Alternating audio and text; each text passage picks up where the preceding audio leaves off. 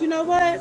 Even a hummingbird knows that when you don't return to a place where you're not being fed, even a hummingbird knows that.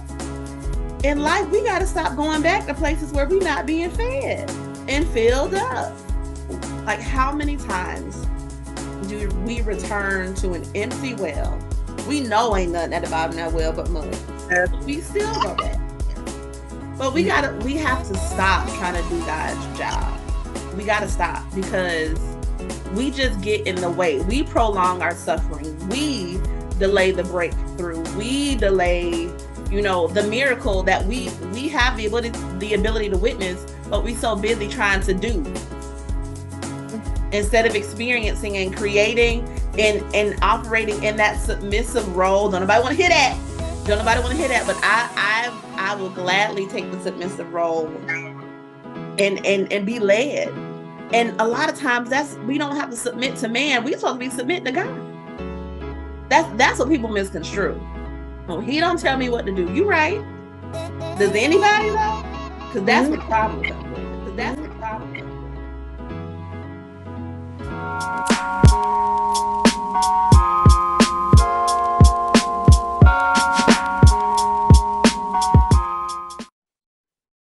Hey, you. Welcome back to the Redefining You podcast. I'm your host, Lyndria Wynn, and we are back for episode number 10. And I'm excited, super, super, super excited because today, like I told y'all last episode, we are capping off the end of season 1. So this will be the last episode for a little bit, but we'll be coming back. But I try to keep my promises, right? From what you guys have learned about me thus far, I try to keep my promises, and I did just that.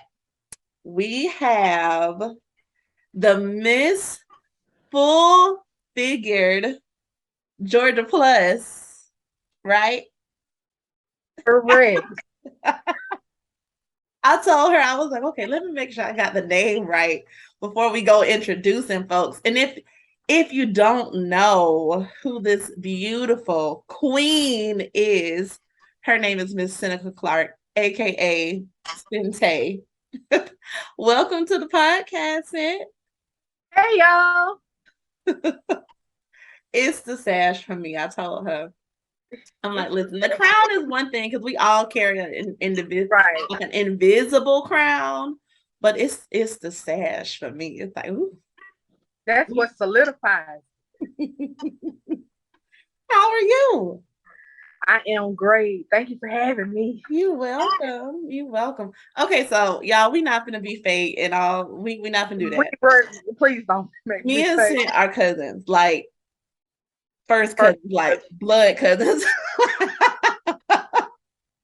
That's fam. Like, yeah, we So related. this gonna be a little bit different for y'all. A little bit different, a little bit different. Like we know each other real well. Yeah, we finna go back to talking in the bathroom a lot.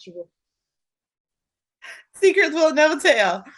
Secrets we will never tell. Never tell. Man, that's so crazy you say that because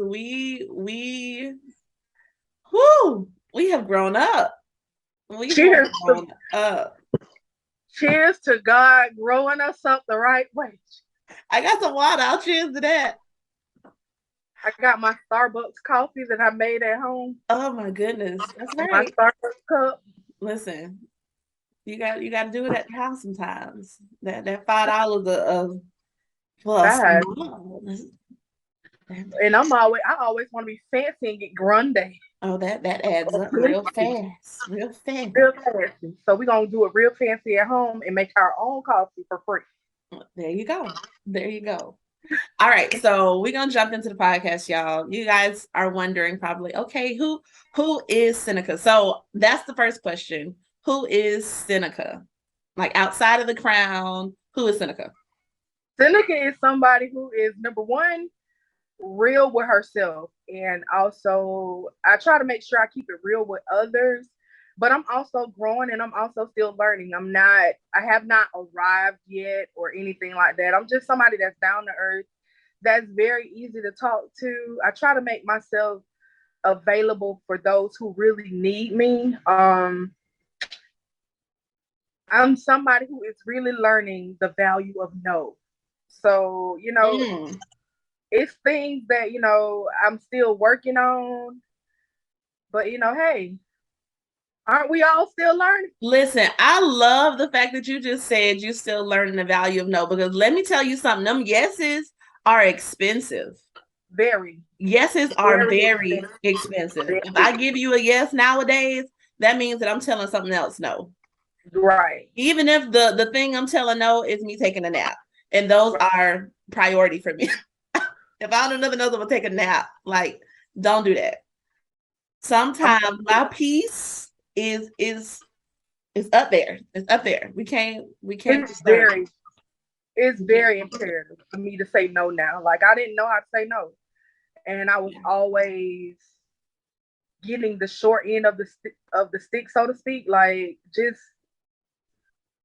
and that comes from when you don't value yourself. When you don't value you, and you don't think that you're important, and when you don't think that you're worth that time, then you tend to be that person, that yes man. Yeah. And you cannot, and I have to tell myself this all the time, especially when I feel like I'm exhausted, and I felt like I have done way too much. Like, I have really, like, poured and poured and poured and poured. I have to tell myself all the time, Seneca, you cannot pour from an empty vessel. Exactly. You got to sit back and you got to regroup. You have to refine yourself. You have to really refresh your own self. You can't expect for somebody else to fill you up. The pastor can keep trying to push it. Everybody around you can try to keep pushing it, but it's not until you take that time. Wait a minute. Let me just take care of me for a moment. And that's exactly where I am. Like, let me take this. Let me take my moment, okay? Because if I don't take my moment, it's no telling how it may affect you and how it may affect me in the long run. And I had to grow to learn that too. So I mean, that's important, especially now that you're wearing that crown. Because there are so many eyes and people looking at you.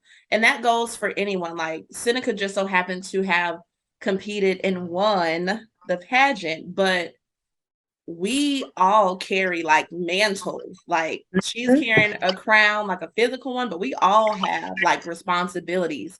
And whether it's a brand, whether it's, your marriage, whether it's the titles. And I love the fact that you didn't start and say, oh, I'm a hairdresser, or because those are just roles. That is not who you are. That's not who you are at all. That's not who you are. They're just roles and titles that you hold.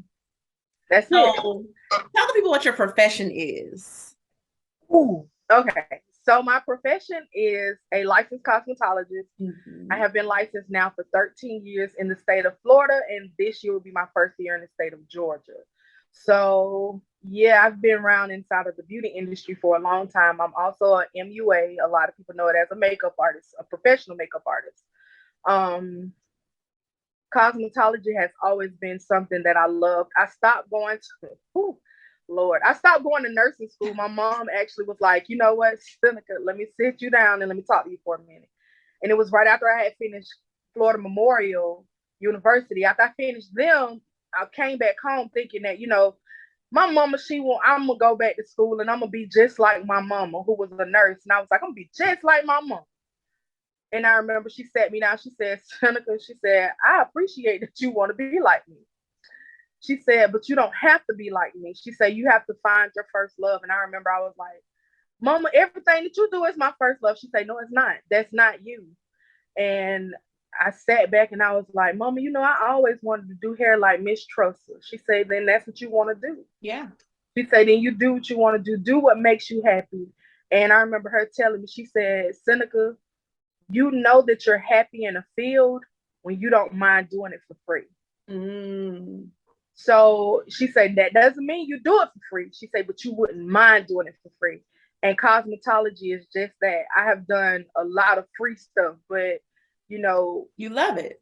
I love it. Like work. It's just, it's not work for me. Your passion makes you a paycheck, and that's the ultimate goal. Like, real talk, I'm a firm believer that when you start operating in purpose, when you find your thing, it shouldn't feel like work. It's so crazy that you say that because last night Caleb asked me what I do for a living. He sees me on Zooms all the time or listening to calls and things like that. So I told him, you know, what I do. And I said, well, what do you want to do? He said, I want to be a husband. I said, well, okay, I appreciate that. What is it about being a husband that, you know, you want to do? I want to have a wife. Okay, I appreciate that. I said, well, how are you going to take care of that wife? He said, I'm going to make money. I said, how are you going to make money? We go through this whole process. He said, well, I'm going to be like you. Mind you, the concept of what mommy does, mommy just always has money. And all mommy does is sit on the computer. And all mommy does is talk to people and laugh and have a good time. I'm in a profession of sales. And I just so happen to genuinely like people. So it doesn't feel like work to me. Like Right. I like that kind of stuff. Like I'm competitive by nature. I don't like to lose. I'm okay with it. I'll settle in it, but I'm naturally competitive. And I literally just had to have that conversation with Caleb. I said, okay, well, baby, if that's what you want to do, that's cool. But you don't have to be like mommy to make money. Like I appreciate that, and I appreciate the fact that you know I'll listen. I'm gonna be a husband one day, and that's right. And you're gonna be a good one. You're gonna be a good husband one day. A good one. That's so crazy because as parents, a lot of times we make the mistake of trying to force or push our failures onto our kids. I want my baby to be a track star because I never make the team. Yeah. I want my baby to be a masterful ballerina because I could never fit in a tutu. Sweetie, let it go.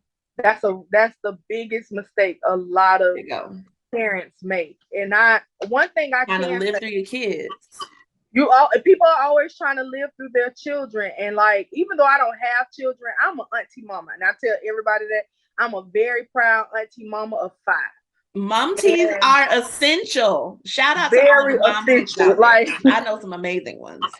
And when I tell you, I'm okay with being auntie mama. I'm okay with it. You know, it was a time in my life where, you know, things happened and I wasn't able to be a mother. But now I see, you know, Seneca, your role as an auntie mama is just important as mama. You know, because you have to I go to lunch dates, I go to school meetings, I go to everything that I need to go to just to make sure my fabulous 5 is okay. But I would never, and I tell people this all the time, stop trying to push your children to a place where you weren't able to go. Don't push them. Woo! When you try to push your children and you try to make them do something, that's the complete opposite of what they tend to go towards. And what the ultimate goal is that we want you to be successful. We want you to be happy in life. We want you to be a law-abiding citizen. We want you to be very frugal. We want you to, it's a lot of things that we want you to be in this world outside of we wanting you to be just like us. Like, my mom was a nurse. My dad was a civil engineer. Neither one of his, all 3 of his children, all 3 of my father's children, none of us are in that field of engineering. None of us. You know what it is. You know what it is. A lot of times, like we're told to go to school, get a job, get a degree, rack up debt so you can get a good job to pay off the debt. That's what we're taught. Pay off the debt. We don't oftentimes hear about, you know, a trade or something like cosmetology school where you can get into the field in 18 months versus 4 years, be making 6 figures. Like we don't think about that. And you said something that's so important that I'm still learning at my big age of 30. It's how to be frugal.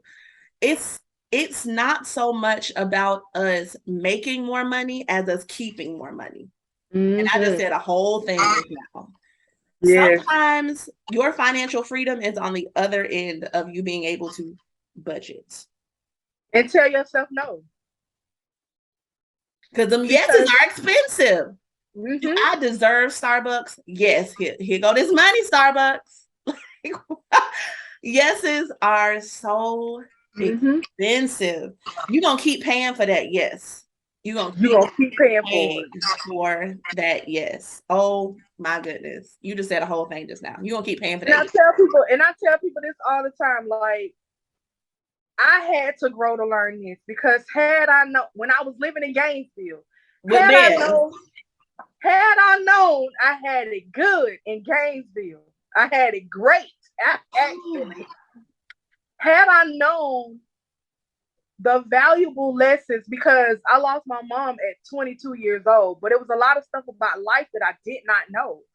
But it was because of my auntie Beverly and My that mama. strong, little skinny fingers, them right there. It was because of her that I learned so much. If I would have listened to her then, I would be a millionaire, hands down.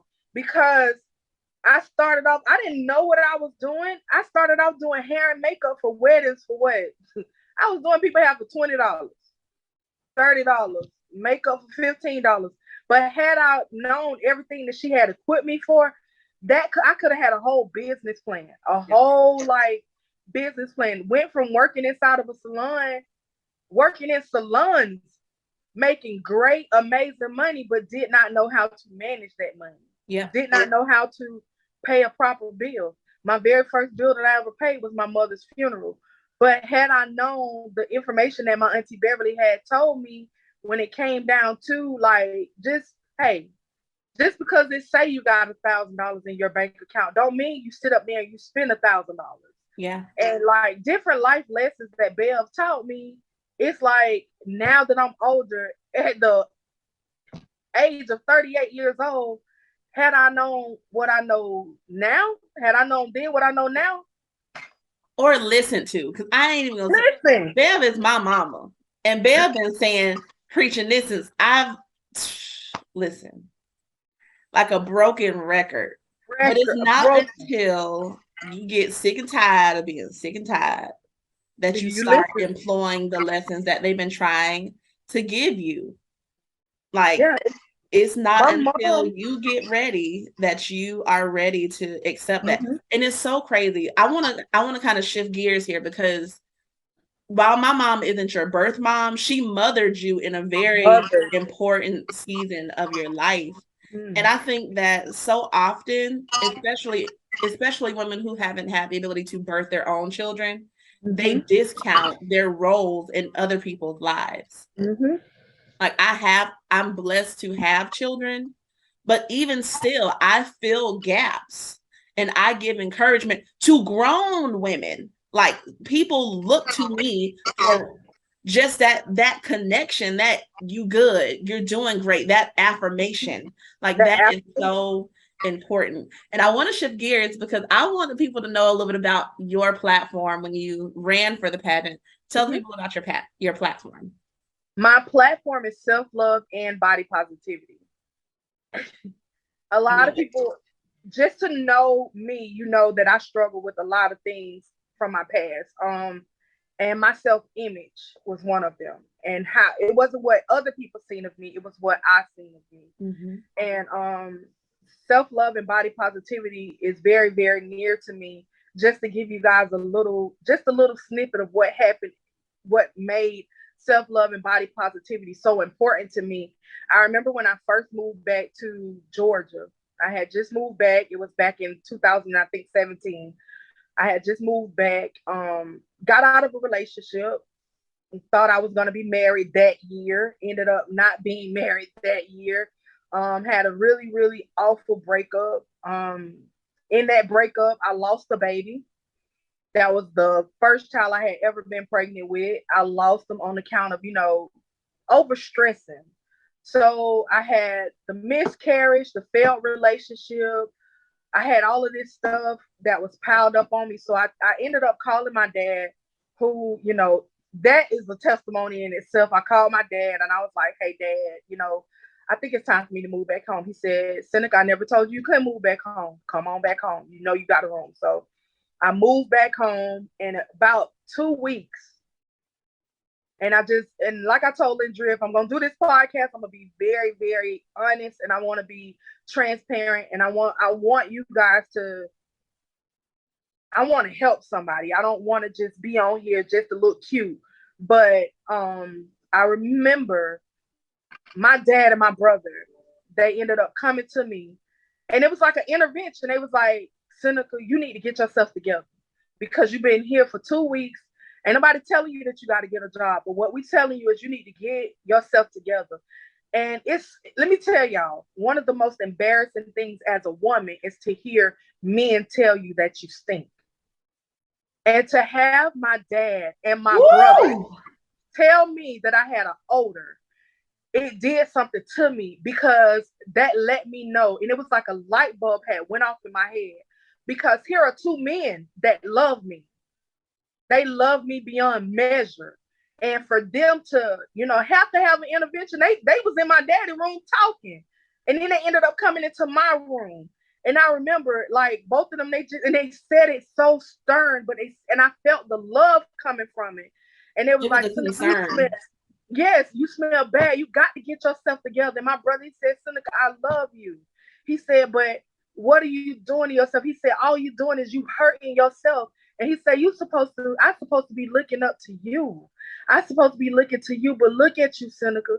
Look at yourself. He said, you got all of this stuff and you ain't using none of it. And my daddy say, Seneca, you done bought all of this stuff up here to Georgia, and in 2 weeks, we ain't seen you come out this room that many times.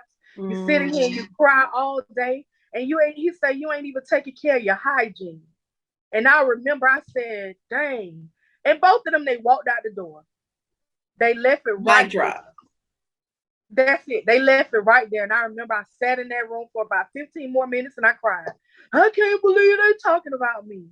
And so here's that woe is me moment. Always thinking that everything is about you, but really and truly, it's not about you. It's about the people that you are affecting in a negative way. So I remember going into the bathroom. I took all my hygiene stuff in the bathroom. I was like, Seneca, you got to get a grip. And the first thing that you got to do is you got to take care of your body. You got to take care of your body first. And I went in there and I showered. I did everything I had to do. And I threw those clothes in the trash because, honestly, I had those clothes on for like 4 or 5 days. I had like they said, I hadn't showered. But I remember going into the room and I looked at myself in my mirror at my dad's house, and I began to like say affirmations to myself because I was so broken and I was so hurt. And I had to look at the very things impurities, imperfections that I seen in myself. I had to start to like put them on display in that mirror and say, you know what? I love that roll right there. I love this cut that's on your neck right here. I love these things. I love your smile. I love the fact that you're missing this tooth on the side. I love the fact that you got this roll right here. And look at your legs. You still got baby rolls, and I had to really like take hold to that. And I had to look at myself and say that, you are beautiful. And I remember I picked up my brushes for the first time in about 4 years. And I began to do my makeup.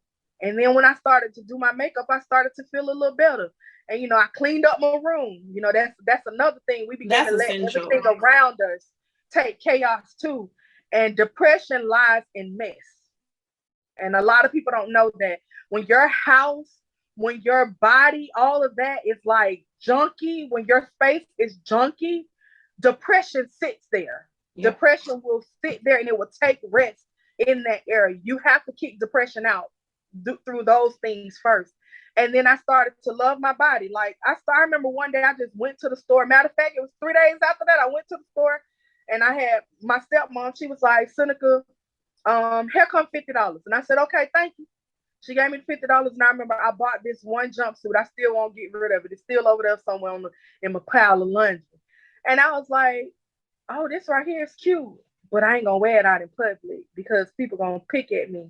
And it wasn't until I wore it out in public and people was like, oh, that is so cute. Where did you get it from? And then I thought about it. I said, you know what? So many times we as women, we as humans, we look at things and we sit up there and we say, hey, these people gonna say this right here about me. It's not them, it's you, baby. Yeah, you and your head. So I stopped going to the pool with shorts on and shirts. So I tried myself. I said, you know what? If I'm going to be about this whole self-love and body positivity journey, if I'm going to be on this journey for myself, I'm going to start with me. I'm going to scale my own self out this shell. I intentionally bought a 2-piece bathing suit. And I was like, you know what? I'm gonna go to the pool. I'm gonna go to the pool with my best friend. We was at the hotel. She said, come to the pool. And I remember I said, you know what? I'm gonna take this cover up off. I'm gonna do this. And y'all like, whoa, inside of the pool without a cover up on. A 2-piece bikini. I said, you know what? I'm just gonna wear it the way it is. It wasn't the people around me that was having the negative thoughts. It wasn't them, it was me. Because everybody who seen that black top and those flower bottom bathing suit, everybody who seen it thought it was beautiful. They thought it was cute on me.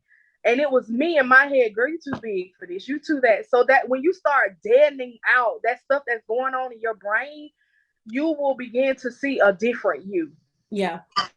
You will start seeing a different you. Like this, that's just a portion of how Seneca became Sente.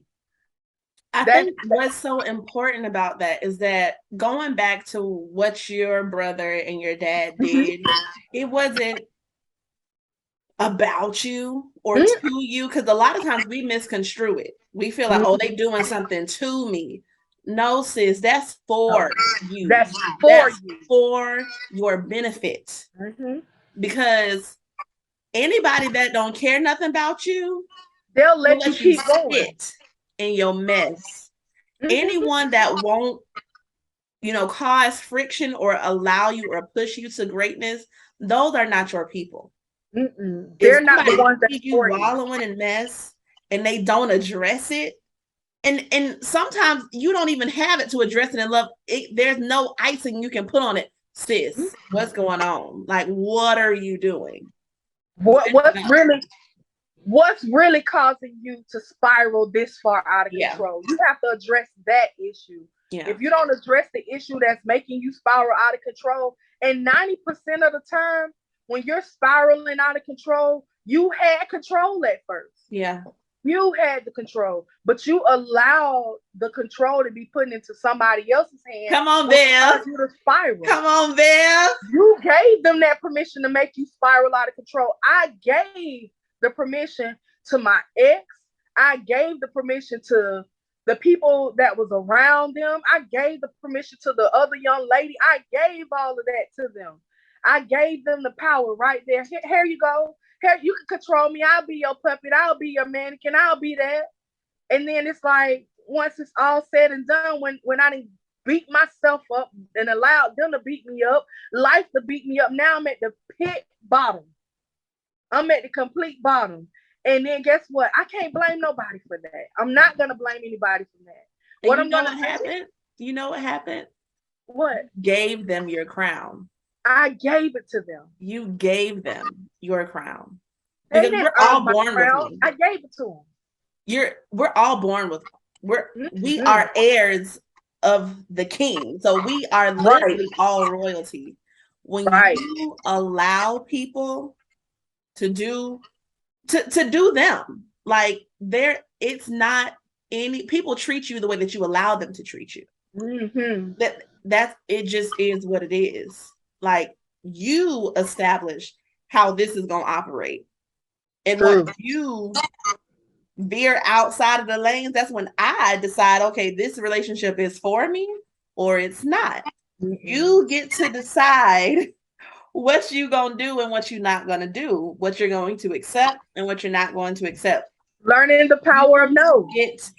You get to choose. You're more powerful. You're so much more powerful than you think, than you give yourself credit for. Just know that. Just know that. And I love power. I love it. I love it. That word no, you would think you hurting somebody. Oh, I don't want to hurt nobody's feelings. I had a bad habit of that. And Dre, I had a really bad habit of I don't want to hurt nobody's feelings. But who do you end up hurting? You. And I ended up hurting myself. And it's because we don't see ourselves as valuable. We don't always see ourselves as worthy or as, credible. We always, we're second best. We're second rate. And that's the worst decision that we can make. We're always runner up. We're always runner up to somebody else's needs, to somebody else's demands. And in reality, we are we're the prize. We're our own prize. And if we allow somebody else to come in here and tear up our treasure chest, that's not on them. That's on us because we allowed it to happen. We allowed it to happen.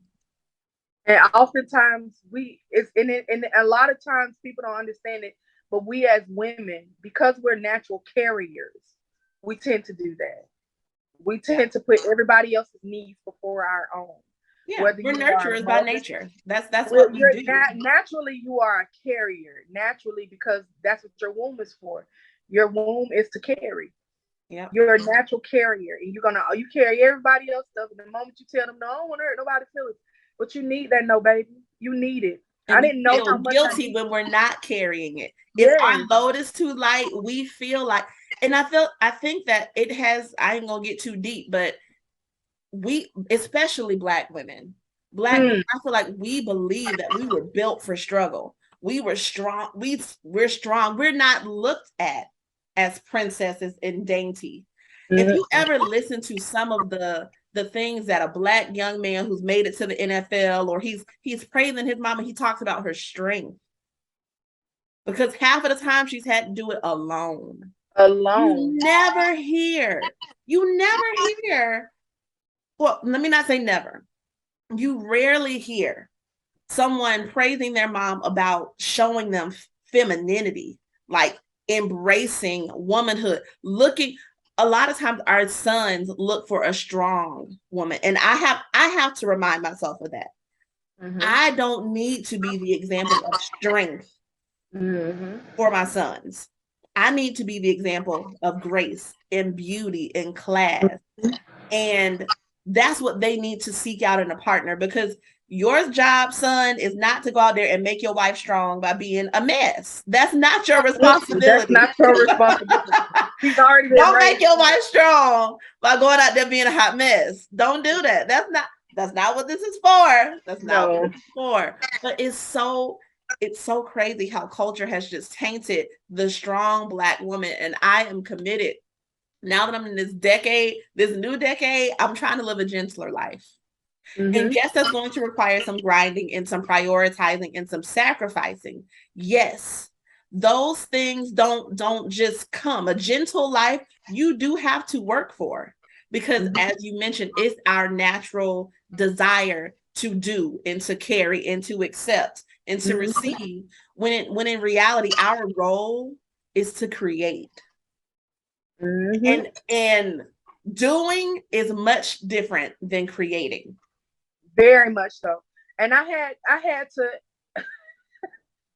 to go back and look at some things, especially when I was in a relationship. I was like, Lord, I was up there playing both roles. I was really playing both roles. Like, I remember like just being in a whole relationship with him, and I'm like, Lord, I know that he's supposed to lead. So it's like I'm trying to give you leadership roles, but you don't want to take that leadership role. So it's like, did you hear what you just said? You gave him a leadership role. I'm like, Lord, I'm like, Lord, I'm trying to get, like, Lord, I know my place. Like, I know the place that you told me I supposed, because you raised me like that. You had my mama tell me that, my auntie Beverly reiterated it. You know, I always had a strong daddy. Now, like, I don't know nothing, because you can't just hand nobody a role and tell about he'll lead. That's the opposite. Right. Like, and that's the thing. I'm like, God, lead. Like, but then I had to go back and I really had to look at it. I had to look at something. I'm like, Seneca, sis, you messed up too. You messed up too. And I'm going to tell you how I messed up, because here it is. Instead of me looking and listening to what he had already told me about himself and about his past relationships, I thought that, okay, I'm different. I'm going to show him something different. I'm going to show him different. I'm nothing like them. You can't show somebody who, number one, if the roles in their lives have already been tainted, if the roles already been tainted, you leave it where it's at, baby. If he was raised by one of those women who, and I hate saying this, I don't need a man for nothing. I'm this and I'm that. when you have people that was raised like that, you keep your hands off of it. You keep your hands off of it, especially when you were raised like this is how a woman is supposed to be. This is what you're supposed to do as a wife. You are a helpmeet, especially when this is the way you were raised. This is the way you're supposed to stay. You get what I'm saying? Like, don't try to help God do His job. And I was trying to help God do His job. I was just trying to help him, but he need my help. I just feel like shots were just fired. Okay, Lord. I ain't need to help him. I did not need to help God. God had already had that under control. He had that up under control. I just had, number one, you got to also know when stuff is for you. When it's not for you, baby, let it go. Just let it be. Auntie Tab said something just so profound yet so simple. You know, Aunt I Tab, love Tab. Ooh, she I got a love way her. of just rubbing you all gently, like a kiss on your cheek, on the forehead. She was one of them aunties. She said she was filling up her hummingbird feeder. And she said she didn't see the little hummingbirds in a couple days. She went to check, and the feeder was empty. So she's filling it up, and she was like, you know what? Even a hummingbird knows that when you don't return to a place where you're not being fed, even a hummingbird knows that. In life, we got to stop going back to places where we're not being fed and filled up. I said, oh my goodness, Auntie, like, that is so true. Like, how many times do we return to an empty well? We know ain't nothing at the bottom of that well but mud. We still go back. And then as soon as we get the first cut. And we don't confuse the wells that still have things in it, but it's not what you want. Because that's a whole nother thing. We won't go there. We ain't got the time to go there. But we have to stop trying to do God's job. We gotta stop, because we just get in the way. We prolong our suffering. We delay the breakthrough. We delay, the miracle that we have the ability to witness, but we so busy trying to do, instead of experiencing and creating and operating in that submissive role. Don't nobody want to hear that. Don't nobody want to hear that, but I will gladly take the submissive role and be led. And a lot of times we don't have to submit to man. We're supposed to be submitting to God. That's what people misconstrue. Oh, he don't tell me what to do. You right. Does anybody though? Because that's where the problem comes in. And y'all know ain't nothing changed but the day. We are oftentimes the problem. We don't submit to nobody. Can't nobody tell us nothing.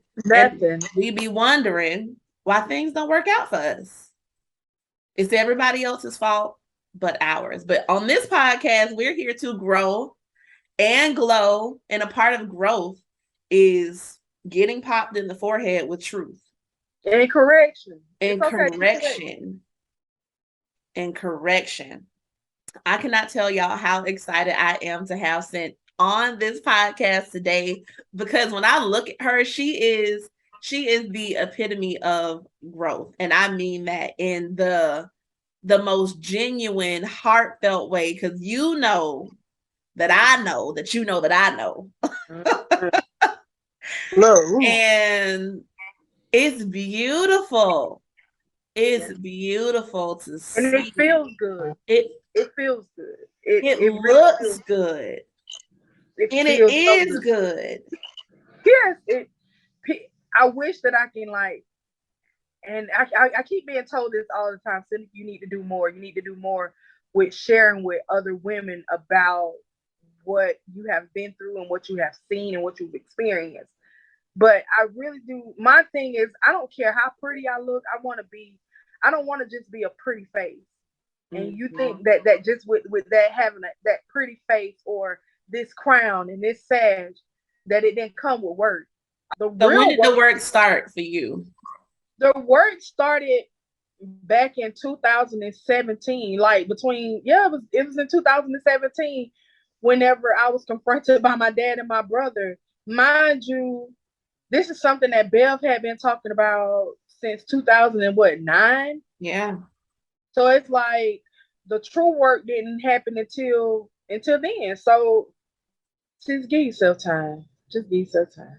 Talking about the work, you put in some work to win this pageant. And I really want you to take a second and like walk them through your journey because y'all, this is not her first go round. Like help them understand. I ain't gonna spoil it. I'm gonna let you tell it, and then I'm gonna tell my perspective. Cause yeah, we just go ahead. Okay, so as you stated, this is not my first go round with the Miss Full Figure pageant. I started out back in 2021. I was a delegate. And this is where I tell people too, like sometimes stuff from your past go to creeping back in and old habits begin to reset back in. And in 2021, I had so many people saying, Seneca, you're gonna win this pageant, you're gonna win this pageant, you're gonna win this pageant, you're gonna win this pageant. But I didn't believe that I was gonna win this pageant. I was not in a place where I believed that I deserved it. Like I really struggled with the fact of me being a queen. And I'm gonna tell you why, because I've seen so many other different women. I seen light skin, I seen dark skin, I seen people that were close to my skin tone, and I seen beauty in every last one of those women. And it's like that's when, self-doubt began to creep back in. You're not good enough. It wasn't nothing that nobody said to me. It was strictly me. And I began to act on that. So back in 2021, I was going through the pageant process. I was doing everything I was supposed to do. And then when it came down time for people showing up and buying tickets and stuff like that, I found out that I did not have the support. It wasn't because they didn't want to support me. It was the fact that people could not support me.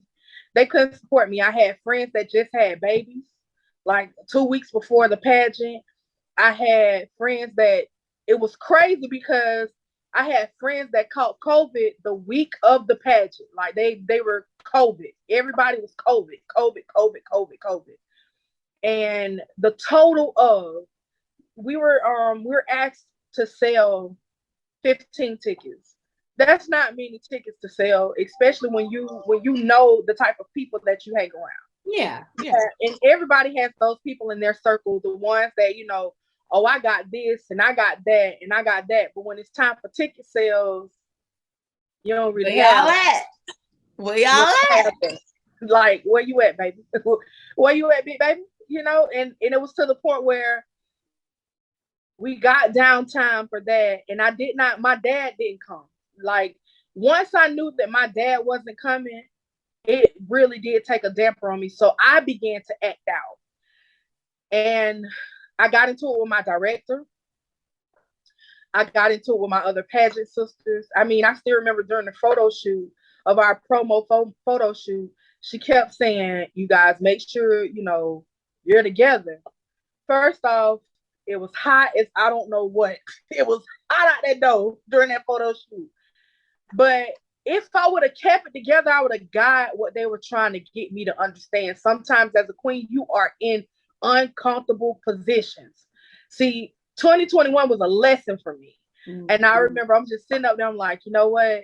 Everything I had made sure my bathing suit, I made sure when I talked to the designer, I made sure I had money in hand. When I talked to the person who did my dress, I had money in hand.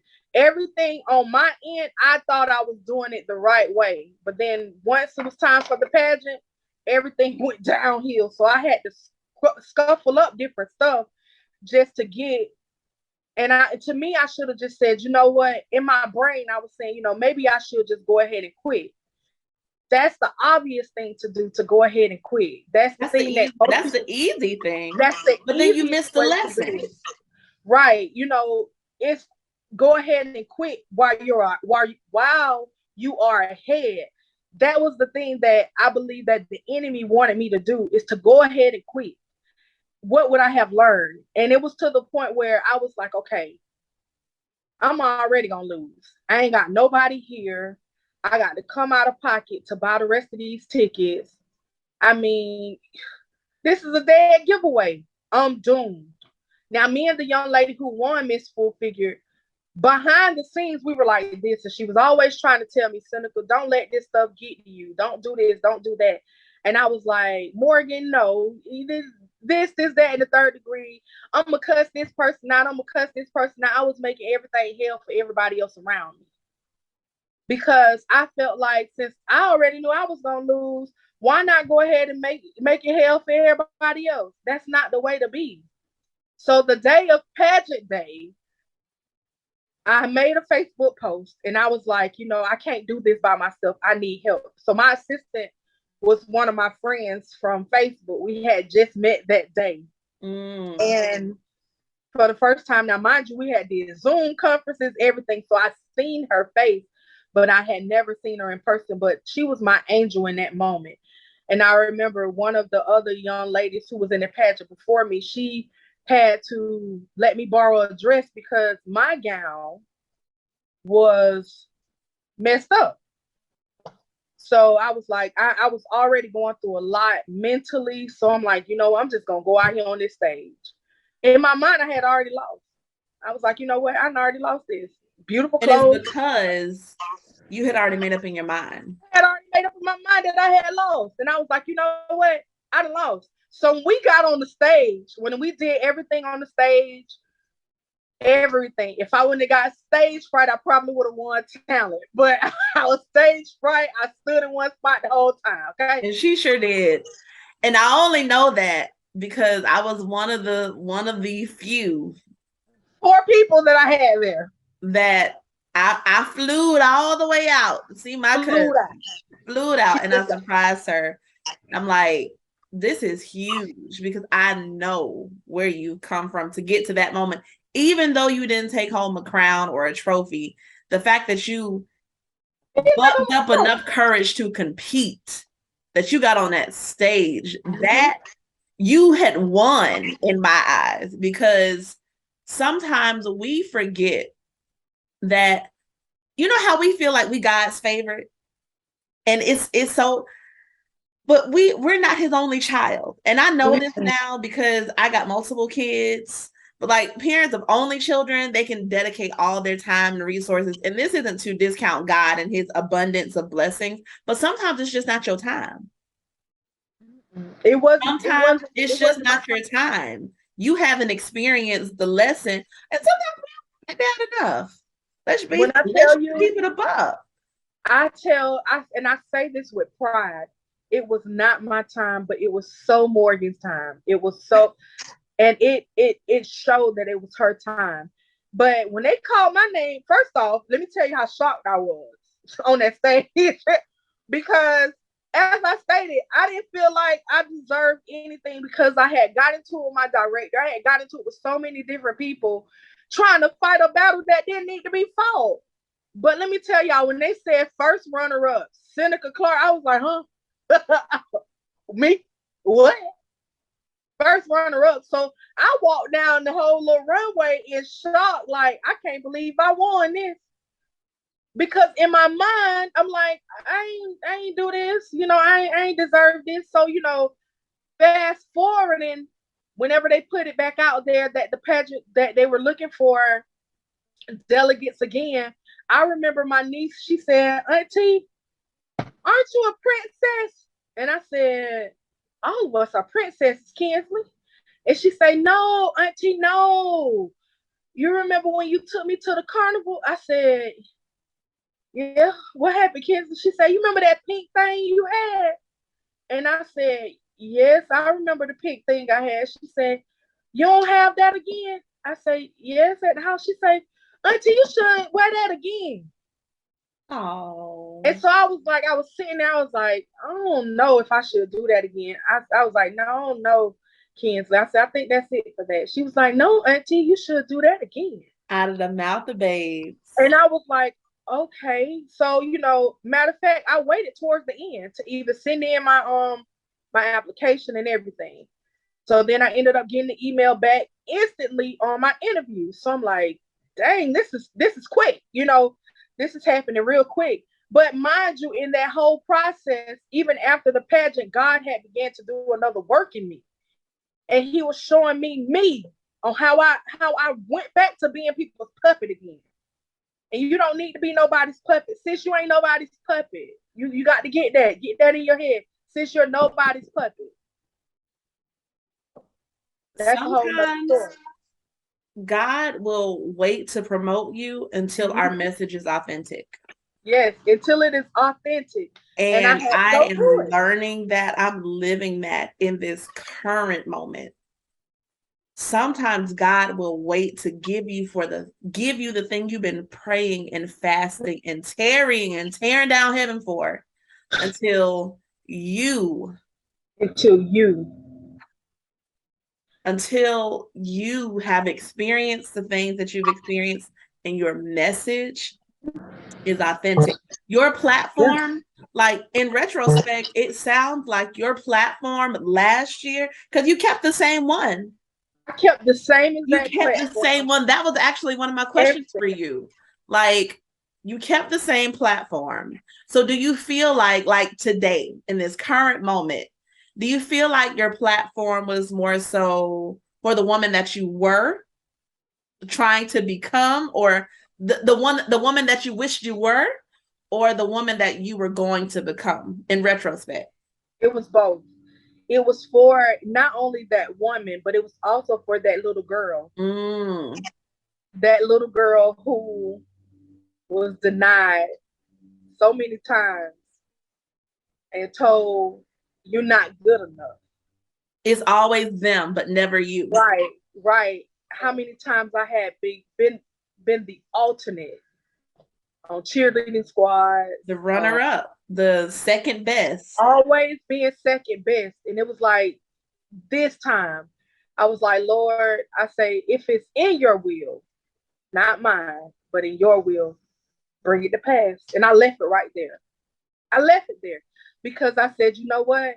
If it's in his will, he'll make sure it happens because he don't want his word to come back void. Yeah, And he's not an author. He's not a liar. So therefore, you since he's can't. not a liar, he's not gonna let his word come back void. He's gonna make sure that it's set in stone. So and then I told him, I said, Lord, if it's in your will, keep my mouth closed, but keep my eyes open because you gave me two eyes for a reason and one mouth for a reason. Keep that mouth closed and keep my eyes open and keep my eyes on your prize. And I remember throughout this whole year before the pageant, throughout that year, God just put me in position to where I had to show self-love and body positivity. Talking to young women that's in my chair, getting their hair done, talking to grown women who had never been told that they're beautiful. Woo! Being told that they're beautiful. And I had to really like take a sit back and be like, you know what, Seneca, if I'm pouring this into people, how true do I want it to be? How true is it in your life? Do you believe that you have body positivity? Do you believe that you have self-love? Do That you all really of you love is yourself? beautiful. Do you love yourself? Do you think that all of you is beautiful? We all have imperfections. And I remember one lady who got in my chair. She's in education. And I remember I was like, you are so beautiful to me. And I was like, you need to hold your head up high. And she sat in my chair. She said, Seneca, she said, this is the first time. She said, I ain't never been told I've been beautiful. How many times you telling me? Not even by my husband. And she hung her head. And I gently lifted her head up. I say, tonight when you walk out on that field, on that court, you hold your head up high. I say, because the queen in me is going to speak to the queen in you every moment that you're in this chair. And I want you to hear this when you walk out onto that court with your cheerleaders. And that resonated even in me. And I was like, Lord, I love me because you created me. Yeah. You created me. I didn't create myself. You created me, and you created me in your image, and you're beautiful, and you're whole. and you're enough. So that means that I'm enough. So when I did my platform this year, I was able to hold my head up high, real high.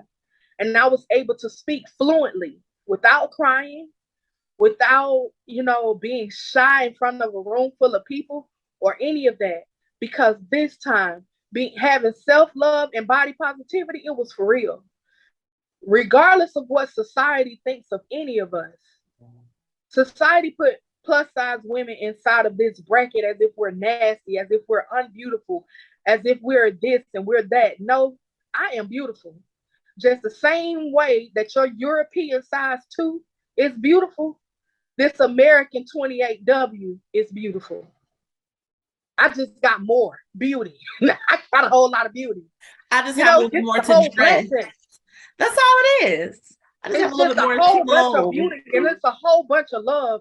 It's not that I'm not beautiful. I look different to you. That's it. I just look different. But this right here, every pound that I have, every inch of me loves every inch of you. And I see the beauty in you, but I don't expect for you to see. I don't care if you don't see the beauty in me no more, because I see the beauty in me. And that's what's going to come out when I speak, when I come into a room, when I hold my head up high and I wear this crown and this sash.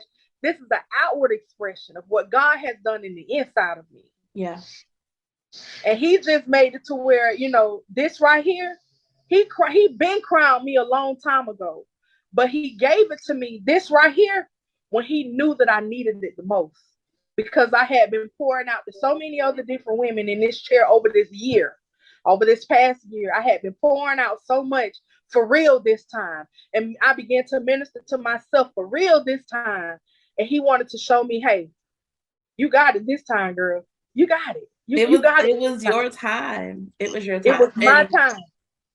And you know what? Everything was unorthodox this time. Everything was unorthodox, y'all. When I say everything was unorthodox, like, remember when I told y'all I planned everything out this time? I mean, last time I had everything got to a T. It was so perfect this time. Like, y'all, it was so perfect this time. Last time, everything crumbled. This time, my gown was paid for in May. And like a month before, I had everything already packed up and all of that ready for the pageant. Just sitting in my living room, just ready. Everything was already ready. And then it was like the day of the pageant. That's when I started to get nervous. I started getting nervous the day of the pageant. But my assistant was like, girl, shut up. Let me just hush. Let me put this lotion on you. And I was able to walk out on that stage. And this time I was like, and I stood on the stage this time, paying my thigh, looking weird in some of the pictures, to the point where they can't post them because I was looking real weird. I was looking like one of them kids. But I ain't gonna say that. But when they said my name this time, the first thing I could not do nothing else this time but hold my hand up to the sky and say, Lord, this wasn't nobody but you, and I thank you. Because without you, I couldn't have did none of this. Because I know I couldn't have did it. Because I'm one of the ones that crack under pressure sometimes. I know that about me. And this time I wasn't out there the way that I was last year. I wasn't always trying to be around this person and that person. I go to my meetings. I'm cordial. All right, you guys. See you guys next time. That's what I do. See y'all next time. Wow. And that, ladies, it's time for some people to take their Selah. It's time for you to take your Selah. Your Selah. It's time. Because you are overworking yourself trying to be this person and trying to be this mother, trying to be this wife. It's time for you to take a break before you crash and burn, sis. And I feel that even now. I know that this isn't going to be posted yet, but I feel that it's a woman that's out there that she's trying to be this mother, this sister, this daughter, this wife, this girlfriend, this friend. She's trying to be all of these different things, but she can't because she's pouring from an empty vessel. And it's time for you to take time out for you. Love on you enough. You got to love on you, sis. And with that, we're going to transition right into the redefining moment. So Everything that you have said just kind of confirms the importance of just, it all boils down to relationship. And that relationship, it has to first be established with God. You said so many times today that, you know, you had to return and you had to realize and you had to kind of take a step back. You said this over and over and over again in so many words. Just how many times we have to turn our perspective, shift, our eyes, a lot of times look to the hills. That's what the old folks say, but in reality, it's true. We have to shift our perspective and we got to change the narrative that we're telling ourselves. Like, we got to change the story. Sometimes we have to start, before we can get to the place that God wants us to be, sometimes we have to allow him to narrate it. Because and that's our problem that we tell ourselves, the self-hatred that we spew into our own hearts and our own minds, and the way that it's, no one wants to hate themselves, but it's been something that's been ingrained in us. It's been ingrained in us that you're not enough, or you're subpar, you're second best, you're never, first. That's good for them, but it'll never be you. And that's never been God's will for us. That's never been his plan for us. He's always thought of us as first, and not because somebody else is second, but because God is God enough for all of us to be first. And when we start realizing that we were first, he prioritized every unique thing about us. Like, it's so on point that body positivity is a part of that. Because self-love is one thing, but body positivity, loving the imperfections and the impurities and the things that make us look or feel different or weird, those are the things that oftentimes we try to hide. And believe it or not, those are the very things that God wants to use to bring him glory. It's not to bring you shame, but it's to bring him glory. Like, sometimes the bigger you are, the more attractive you are to other people. You can be seen now. And why not be a walking billboard of God's goodness? Yeah. Why not? Like, why not? And I know I've said this before too. Had I known then what I know now, a lot of times, and you heard me say that a lot. I had to go back because we get off Potter's wheel. We get off his wheel. We think, okay, he's done. He's done. He's done. Oh, I look real good. I look good on the outside, but we're not seeing that in the inside it's unlevel. Yeah, it's unlevel. And we jump off his wheel. We jump off of it thinking that, oh, we good. And then next thing you know, as soon as they put wine in us, as soon as they put something in us, we crack. So then we have to get right back on his wheel. We have to get right back on the Potter's wheel, and we have to continue. He got to start all the way back up. He got to crumble you all the way back down. And that's because prematurely we do stuff. We do stuff prematurely. And that's exactly what happened to me in so many words throughout my life. Stuff happened prematurely. It's a lot of stuff in my life that, that has happened. And if I would have just stayed in his wheel, stayed on the wheel when he had me on there, even when I was a teenager, when I first heard him call me, I don't think I would have been where I am now, but it was some lessons that I had to be taught. Yeah. So I thank God for jumping off that wheel, but I also thank God that he loved me enough to put me back on it, invite me back on his wheel. Every time. Every time. And like when it comes down to self-love, like, how much do you really love yourself? You think by you dressing this thing up, you got the latest this on, you got the latest that on. Oh, I'm wearing Estee Lauder foundation. I'm doing this. That's not what we're talking about. That's not self-love. You covering something up. But do you love yourself naked? Do you love yourself naked? And I had to look at myself in the mirror. And I'm telling y'all, like, I really had to grasp hold of who Seneca was, who Sente was. That was the redefining moment when I could love myself with a face full of hair. To know that, I didn't give myself facial hair. This is just something that, it happened to me. Yeah. I got a face full of hair. Yes, I got to shave my beard, okay, and the stash at times when it want to grow. But can I love myself with that? Can I love myself when I'm having a breakout? I'm one of few black people that has rosacea. So you know what? Can I love myself when I'm having a flare up? Can I love myself when my clothes ain't the cutest, but I'm still? Can I love myself when I'm just sitting in my house for a day and I'm still sitting in my mess from yesterday? Can I love myself even then? Can I love myself when I'm musty? Can I love myself when I'm the cutest thing ever? Can I love myself in a room full of beautiful women? And Can I that's the still hold my head up high? Can I still love myself while without I'm hurting feeling something? less than, Yeah, without feeling like the ugly friend. right. To stop, and I had to learn how to stop telling myself that I was the ugly friend. I'm not the ugly friend. You're not the ugly friend. Nobody is the ugly friend. Because what I think is beautiful may not be beautiful to that young man over there or to that young woman over there. You know what I'm saying? So it's like, stop feeling like you are the ugly friend. You are the friend. You are beautiful just like everyone else. You are fearfully and wonderfully made. The same God that made Beyonce made me. And if she's in his image and I'm in his image, we both beautiful. Exactly. So I can sit next to her and be like, girl, you are so beautiful. And even if she doesn't give me a compliment back, and if that person next to her don't give me a compliment, I still feel like I'm beautiful. Exactly.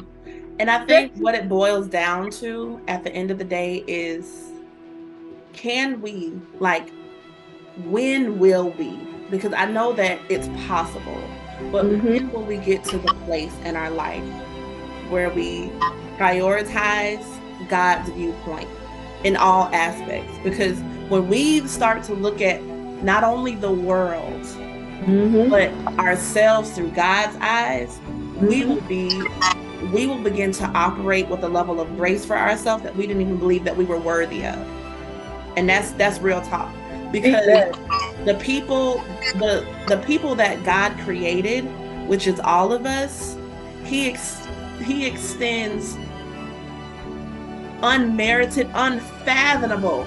It just, I can't even begin to put into words the level of grace that he gives us. Mm-hmm. Not only to mess up, but to come back every time. So that's this episode's redefining moment, y'all. We done been here a little bit over an hour since, and it was an hour well spent. An hour well spent. I'm full. Yeah. I'm all warm and fuzzy and Me toasty on too. the It's like inside. my goal is in this whole episode, baby, I just want you to understand who you are. You're his. I Like, don't know how many times I done said that on this podcast. You are his. You yes, belong to him. Donald Lawrence comes to my mind. His song says, I know that life has challenged you, but the king in me speaks to the king in you.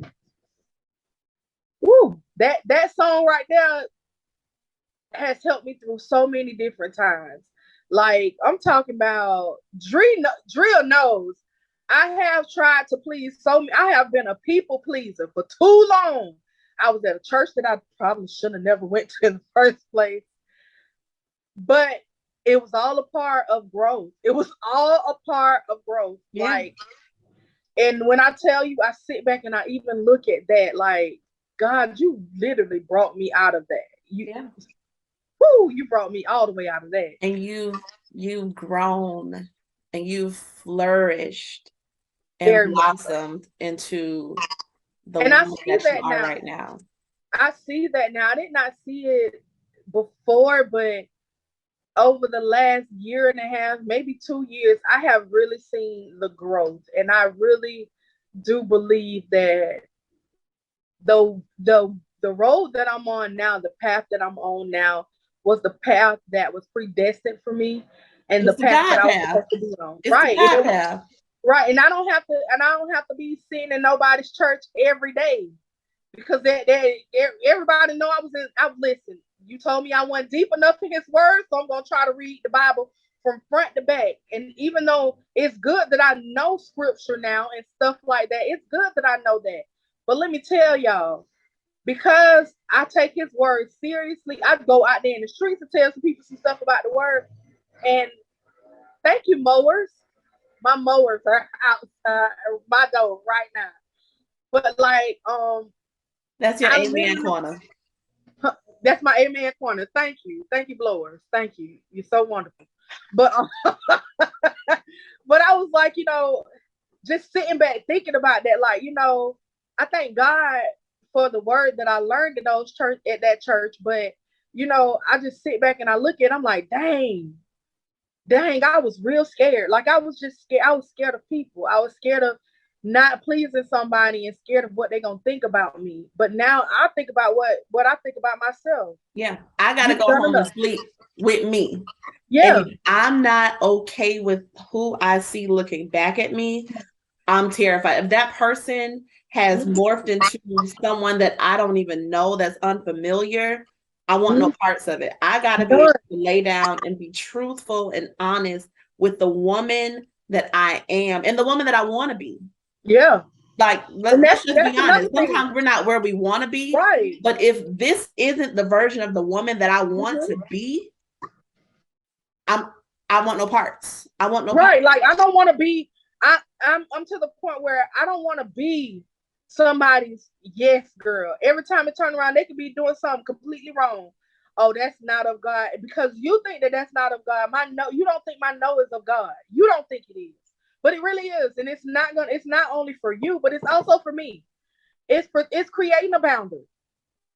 You have to God create did not boundaries intend even. for us to be Yes, you self-destructive. got to create boundaries even with people in church. And I had to learn that you got to create boundaries, because some people, guess what? Witches and warlocks are operating our churches now, in some churches now.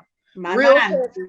And they are operating to the point where manipulation is very big. Mm. And the moment that you tell some of them no, oh, you're not of God, you're not this, you're not that. Wait a minute. Who are you to define whether or not my no is of God or not? This Yeah. no right here is to protect me, protect my peace, and to protect my salvation. And you know what? You know what it is? Yes. It's because they haven't done the inner work. They're out of Yes. God. They They're can't operating up hear. under something They else. can't hear, spiritually, because God didn't create us to be he didn't create us to be self-lovers, but he Mm-hmm. also didn't create us to be self-haters. That was never Mm-hmm. his intention. And a lot of times our no is it's misconstrued to be anti-them. Mm-hmm. It's not. I'm not anti-you. I'm not saying no to chop you off at the knees and to make your life harder. I'm pro me.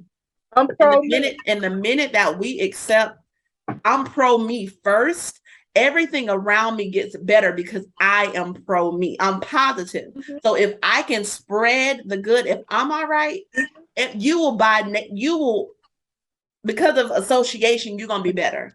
You're gonna be better. You're gonna be better. But we gonna go into a whole nother podcast. You might be on for season 2. We'll see what we got going on for season 2. But before you go, I want you to tell them where they can find you, ma'am. You can find me on number one, you can find me on Facebook. My page is Seneca Clark. You will see me. I got on a yellow dress and 2 crowns on with 2 sashes. You go see that. You can find me at Seneca Clark. And then you can also find me on Instagram at I am Sente 2.0. Um, I I don't know what my TikTok name is. I think it's Sente Sente 20. I think, I don't know what it is. Just find me. And I'm trying to get back into doing makeup online. I'm trying to, because I have a lot of companies that's asking me to come back, and also to create more content. I will be creating more content. I just have been on a sabbatical, too long of a sabbatical, And but that's fine. And that's fine. it's time for me to come back now. So I'm gonna come back. I'm just getting everything prepared. Drea actually witnessed me getting my lighting together in here today, and it was crazy because I should have been did all this, And but should have, and should have. they Y'all feel like follow her. Follow her. She is a hoot. She's hilarious. She is a hot mess, but she I'm is your my cousin favorite and one of my cousin. very, very good friends. And I love her so much. If y'all I don't love do you. nothing else, season 2 finna be lit. Okay. I'm We gonna going be away for a lit. bit, but I'm coming back. So make sure that you subscribe to this YouTube channel. Follow me, Quindry, redefining you, all those things. Put the Episode notification 10 bells. Episode 10 is in the books, y'all. And I'm so happy that you guys hung out with me through first season. Season 2, we own you. Love y'all. I'll make sure the other queens are on too next time, That including my part. direct. That part. Right. Love y'all. See ya. I love y'all. Thank y'all for having me.